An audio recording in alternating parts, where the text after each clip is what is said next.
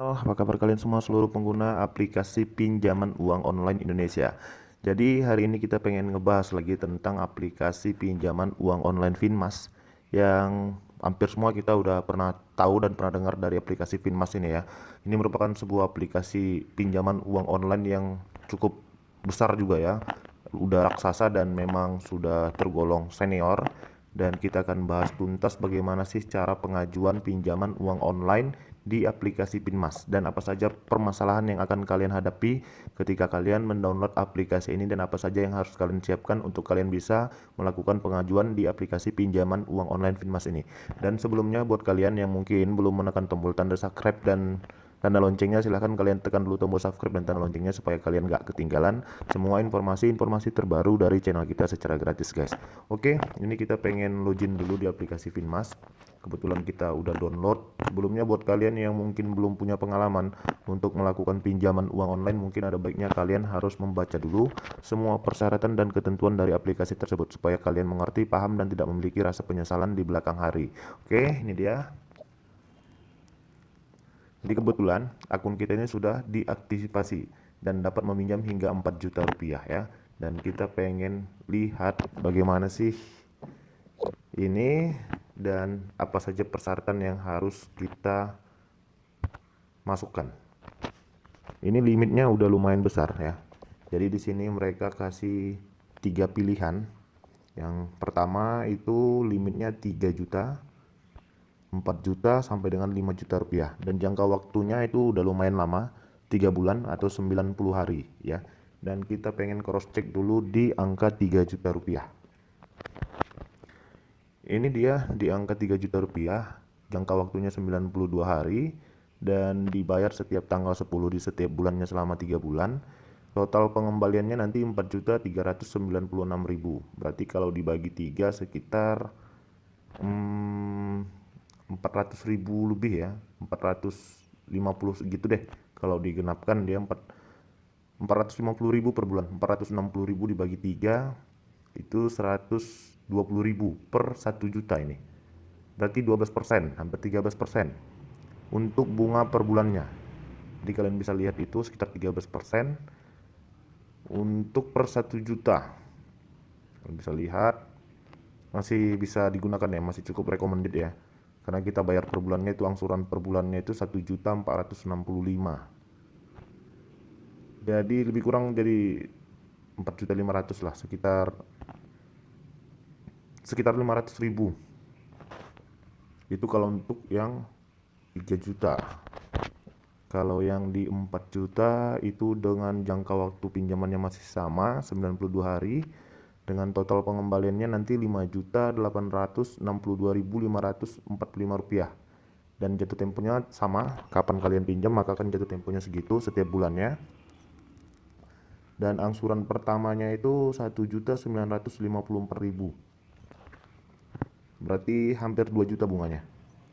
2 juta dikurang 150.000. Berapa persen tuh kira-kira kalau untuk pinjaman di 4 juta? Lumayan besar ya guys. Jadi kalian harus baca dulu, dan aku pengen pesankan kepada kalian tuh cari aplikasi pinjaman uang online yang memang benar-benar berani terbuka ya, transparan seperti ini. Jadi tinggal kalian yang menimbang-nimbang. Kalau memang kalian sanggup dengan aturan yang mereka buat ya silahkan saja. Tapi kalau memang kalian anggap ini berat, jangan pernah ambil dari aplikasi pinjaman uang online. Jadi apapun ceritanya, hampir semua pinjaman uang online itu pasti ada biaya administrasi, denda, dan bunganya ya. Karena dari situlah mereka mengambil keuntungan dari aplikasi yang mereka buat. Jadi ini untuk dana pinjaman 5 juta rupiah, kalian bisa lihat dengan jangka waktu 92 hari. Jadi nanti total pelunasan pengembaliannya setelah 92 hari itu menjadi 7.328.182 rupiah. Dan berarti kita dikenakan biaya bunga dan administrasi selama 92 hari itu sebesar 2.328.000. Tidak sampai 800.000 ya bunganya ya per bulan ya. Bunga per bulannya itu nggak nyampe 800.000, tapi lumayan besar lah ya. Hampir 7 kali 3 21. Sekitar 750.000 per bulannya itu dibagi 5. Berapa tuh kira-kira ya? 750.000 sekitar 150.000 per bulan. Ya kan? 7 bulan ya sekitar 150.000 lah. masih bisa pakai sih ini menurut aku, dan angsuran pertamanya itu 2.442.000. Bagaimana menurut kalian, kira-kira masih bisa dipakai nggak ini ya untuk di aplikasi Finmas ini? Dan saran aku buat kalian yang sudah ngedapetin limit, jangan langsung kalian pakai di angka 5 juta. Jadi itu nanti mereka menganggap bisa beresiko. Kalau saran aku, kalian mulailah dari limit yang terendah.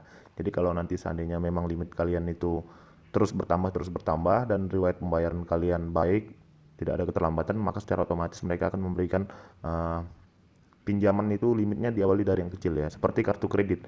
Jadi kalau pengen langsung yang besar itu sudah dipastikan nanti bakal nggak lolos verifikasi karena dianggap mencurigakan. Jadi kalau saran aku, kalian mulai dari yang 3 juta.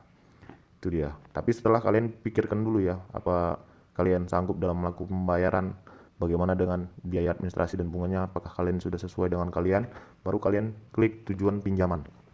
Ini aku mulai dari yang 3 juta. Kita klik tujuan pinjamannya. Saran aku, kalian bisa buat perjalanan ya, jangan untuk biaya kesehatan, apalagi untuk kebutuhan hidup itu kurang meyakinkan. Kalian buat saja untuk perjalanan atau modal usaha. Kalian boleh klik untuk modal usaha dan kita akan klik ajukan sekarang.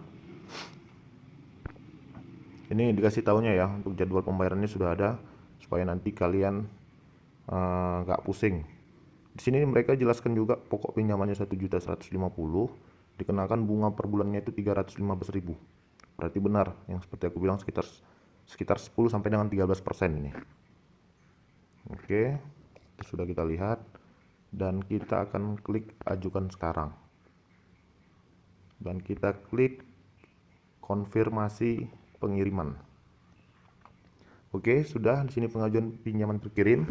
Dana pinjamannya 3 juta, jangka waktu 92 hari, dan pastikan nomor handphone Anda aktif. Ya benar, karena mereka untuk proses pencairan itu untuk di aplikasi Finmas ini akan mengkonfirmasi terlebih dahulu melalui via telepon. Jadi beda dengan pinjaman-pinjaman uang online yang mungkin belum OJK, yang sembarangan main transfer aja. Ini mereka sudah bisa berani transparan masalah pembiayaan, dan mereka akan konfirmasi lagi melalui via telepon apabila memang persetujuan pinjaman kalian akan disetujui. Dan yang kedua, akan mendapatkan hasil pengajuan pinjaman Anda 24 jam ke depan.